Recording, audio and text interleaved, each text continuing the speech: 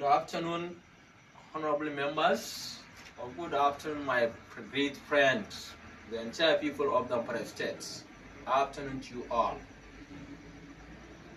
So, our honorable members of National Congress for Women's Society, NCWS, under the leadership of Dr. Orabueze, United States of Biafra, also the Deputy Prime Minister.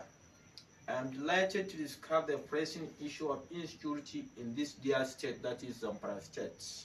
It is found in northwest zone of Nigeria.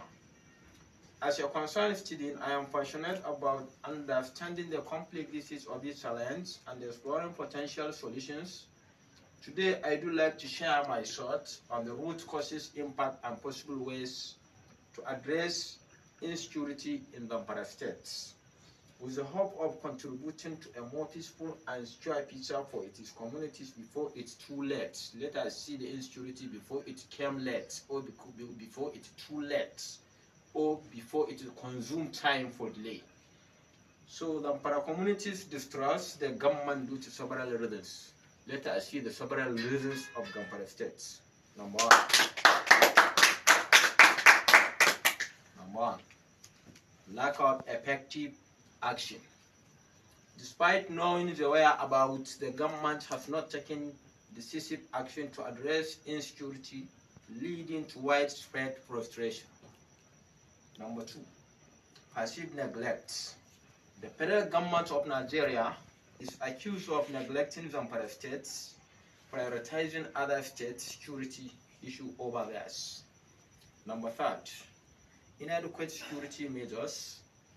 We can see insufficient security measures, inadequate or lack of security measures. Communities feel that the government security arrangements are insufficient, with some lawmakers even calling for the federal government of Nigeria to take full control of security across the states. Number four, prioritizing family and friends. How to prioritize the friends and family. There is a perception that the government prioritizes the welfare of family and friends over the masses, excavating the distrust. Unfulfilled promises. Number five, unfulfilled promises. That is inability to fulfill the promise. Many people cannot be able to fulfill the promise. Many peoples. A part of the Zamfara state, we can see the matter of unfulfilled the promises. The executive governor of Zamfara State, Dauda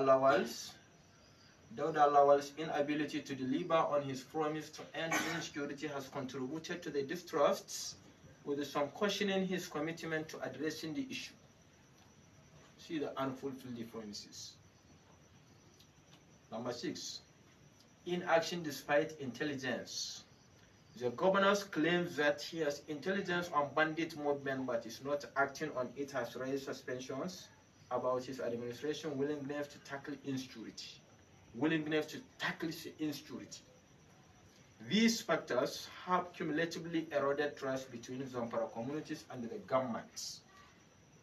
That factors that we have already discussed, it cumulatively eroded trust between Zamfara communities, or the entire people of Zamfara states, and the government of the government of Zamfara states, leaving residents feeling vulnerable and abandoned. The next in the agenda will be remedies and the potential solution from our great mother of freedom. You know our great mother of freedom. This woman is a great mother of freedom.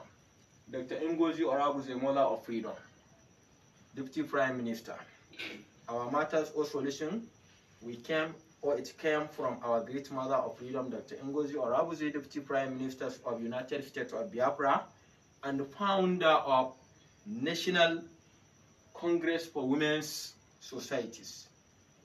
So at the end, I pray to Allah subhanahu wa ta'ala forgive us, and God bless Nigeria. God bless the entire people of Zamfara states. God bless the government of the Federal Republic of Nigeria. God bless the government of Zamfara states. In particular, Dauda Lawal, and my colleagues, you. And God bless our great mother Ngozi Orabueze. And God bless our great incoming leader, Dr. Nnamdi Kanu. And God bless us in general. Finally, I thank you all and wish you all the best and have a wonderful day. Thank you very much.